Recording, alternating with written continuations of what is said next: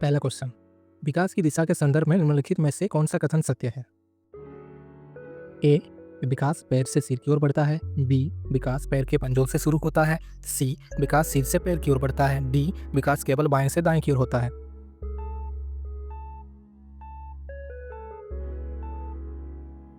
सही जवाब होगा ऑप्शन सी, विकास सिर से पैर की ओर बढ़ता है। सेकंड क्वेश्चन, मानव विकास की प्रकृति के बारे में क्या कहा जा सकता है? तो ऑप्शन है ए, यह न तो मात्रात्मक है और न ही गुणात्मक। बी, यह केवल मात्रात्मक होता है। सी, यह केवल गुणात्मक होता है। डी, यह मात्रात्मक और गुणात्मक दोनों होता है।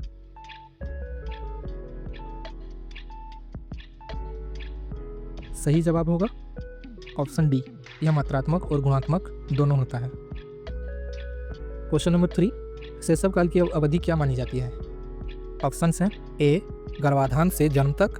बी, 2 से 6 वर्ष तक। सी, जन्म से 5 वर्ष तक। डी, जन्म से 2 वर्ष तक।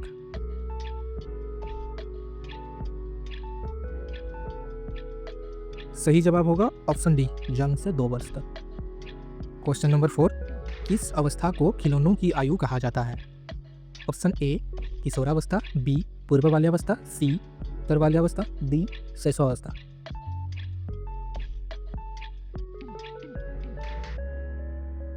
सही उत्तर होगा ऑप्शन बी, पूर्व बाल्यावस्था। स्किनर के अनुसार विकास क्या है? ऑप्शन ए, विकास एक तीव्र प्रक्रिया है। ऑप्शन बी, विकास एक रुक रुक कर चलने वाली प्रक्रिया है। ऑप्शन सी, विकास केवल शारीरिक वृद्धि है। डी, विकास एक सतत और धीमी प्रक्रिया है।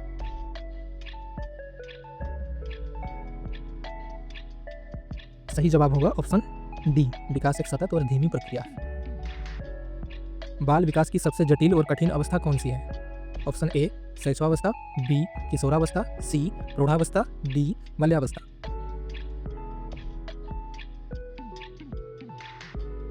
इसका सही जवाब है ऑप्शन बी, किशोरावस्था। क्वेश्चन नंबर 7, नवजात शिशु का औसत भार कितना होता है? ऑप्शन है A, 12 pound. B, 5 pound. C, 10 pound. D, 7 pound.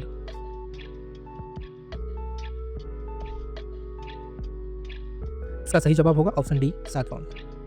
Question number 8, अवधारणाओं का विकास मुख्य रूप से किसका हिस्सा होता है? Option A, संवेगात्मक Vikas. बी, सामाजिक विकास। सी, बौद्धिक विकास। डी, शारीरिक विकास।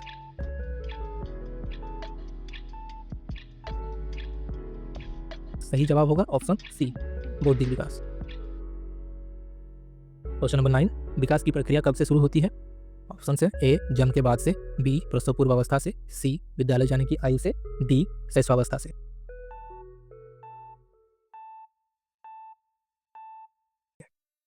सही जवाब होगा प्रसव पूर्व अवस्था से। क्वेश्चन नंबर 10, मध्य बचपन की अवधि क्या होती है? 11 से 18 वर्ष। जन्म से 5 वर्ष। 6 से 11 वर्ष। 2 से 6 वर्ष।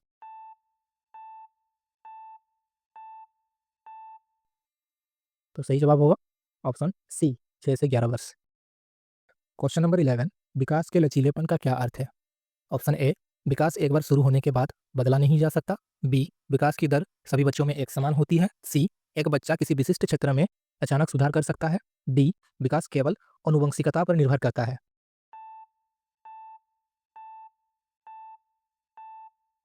सही जवाब होगा एक बच्चा किसी विशिष्ट क्षेत्र में अचानक सुधार कर सकता है। क्वेश्चन नंबर 12, 6 से 12 वर्ष की अवस्था में बालक के स्थायी दांतों की संख्या लगभग कितनी होती है?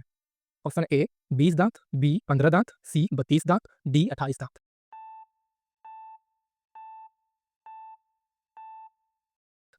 इसका सही जवाब होगा ऑप्शन डी, 28 दांत। क्वेश्चन नंबर 13, बाल्यावस्था में 10 वर्ष की आयु तक मस्तिष्क का भार शरीर के भार का कुल कितना हिस्सा होता है? ऑप्शन ए, 1/4 भाग। बी, 1/10 भाग। सी, 1/20 भाग। डी, 1/2 भाग।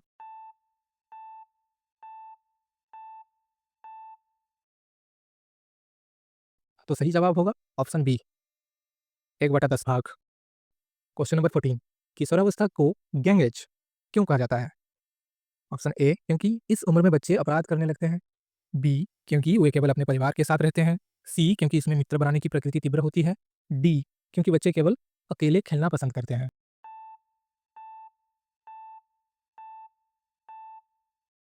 सही जवाब होगा ऑप्शन सी, क्योंकि इसमें मित्र बनाने की प्रकृति तीव्र होती है। क्वेश्चन नंबर 15, विकास और अधिगम के बीच क्या संबंध है?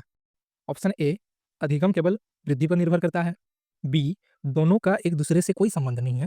ऑप्शन सी, विकास हमेशा अधिगम के पीछे रहता है। ऑप्शन डी, वो एक दूसरे से जटिल रूप से संबंधित है।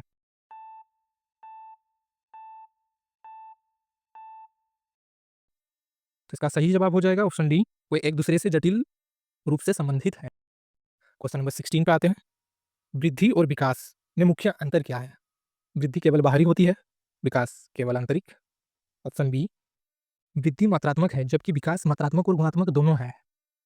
सी, वृद्धि जीवन पर्यंत चलती है जबकि विकास रुक जाती है या फिर रुक जाता है। ऑप्शन डी, दोनों शब्द एक ही प्रक्रिया के पर्यायवाची हैं।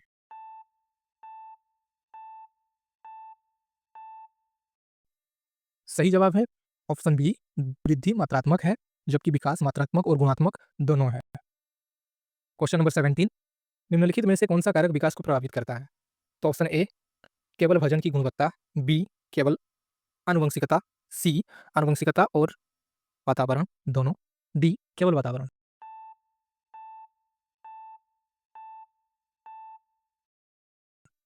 सही जवाब हो जाएगा ऑप्शन सी, आनुवंशिकता और वातावरण दोनों। क्वेश्चन नंबर 18, बाल्यावस्था में किस प्रकार की भावनाओं का विकास होने लगता है? तो इसका ऑप्शन है ए, शर्म और गर्व। बी, केवल प्रेम। सी, भय और क्रोध। डी, अमूर्त चिंता।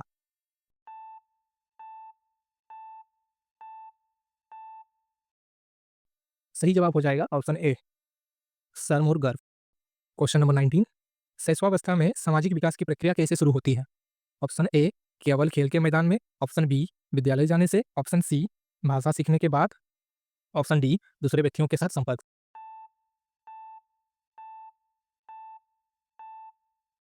से। तो सही जवाब होगा ऑप्शन डी, दूसरे व्यक्तियों के साथ संपर्क से। क्वेश्चन नंबर 20, प्रारंभिक बाल्यावस्था में शिक्षा का स्वरूप कैसा होना चाहिए? ऑप्शन ए, केवल लिखित परीक्षाओं पर आधारित। बी, सिर्फ बड़े भाषाओं द्वारा। सी, कठोर अनुशासन वाला। डी, खेल और रचनात्मक कार्यों के माध्यम से।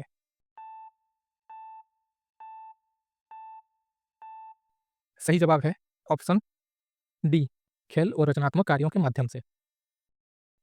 क्वेश्चन नंबर 21, किशोरावस्था में लड़कों और लड़कियों के शारीरिक विकास में क्या अंतर देखा जाता है? ऑप्शन ए, दोनों का विकास हमेशा एक ही गति से होता है। ऑप्शन बी, 12 से 14 वर्ष के बीच लड़कियों का विकास लड़कों से अधिक होता है। ऑप्शन सी, 16 वर्ष के बाद लड़कियों की लंबाई तेजी से बढ़ती है। ऑप्शन डी, लड़कों का विकास हमेशा लड़कियों से तेज होता है।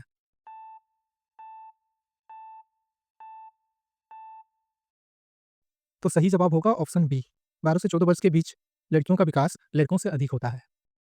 क्वेश्चन नंबर 22, बालक के विकास में प्राथमिक भूमिका किसकी होती है? ऑप्शन ए, समाज की। बी, विद्यालय की। सी, परिवार की। डी, मित्रों की।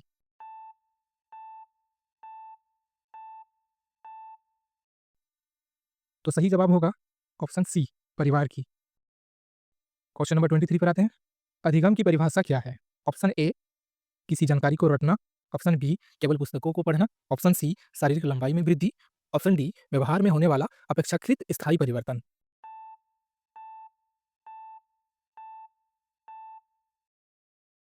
इसका सही जवाब होगा ऑप्शन डी, व्यवहार में होने वाला अपेक्षाकृत स्थायी परिवर्तन। क्वेश्चन नंबर 24, शैशवावस्था में बालकों की मानसिक क्रियाओं का मुख्य साधन क्या है? ए, अमूर्त चिंतन। बी, पढ़ना और लिखना। सी, ज्ञानेंद्रियों की क्षमता। डी, तर्क करना।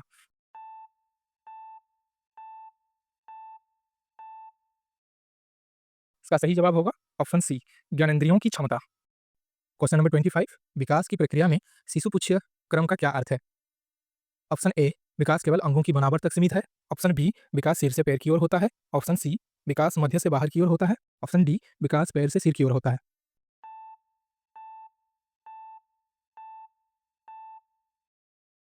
इसका सही जवाब होगा ऑप्शन बी, विकास सिर से पैर की ओर होता है। क्वेश्चन नंबर 26, एक प्राथमिक शिक्षक के लिए बाल मनोविज्ञान का ज्ञान क्यों आवश्यक है? ऑप्शन ए, ताकि वो कक्षा को साफ रख सके। ऑप्शन बी, ताकि वो बच्चों के व्यवहार को समझ सके। ऑप्शन सी, ताकि वो बच्चों की शारीरिक परीक्षा ले सके। ऑप्शन डी, ताकि वह बच्चों को डरा सके।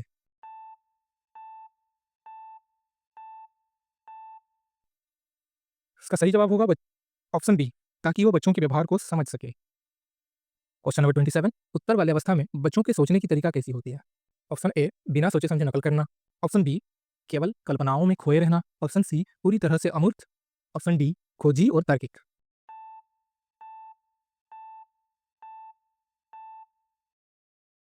इसका सही जवाब होगा ऑप्शन डी, खोजी और तार्किक।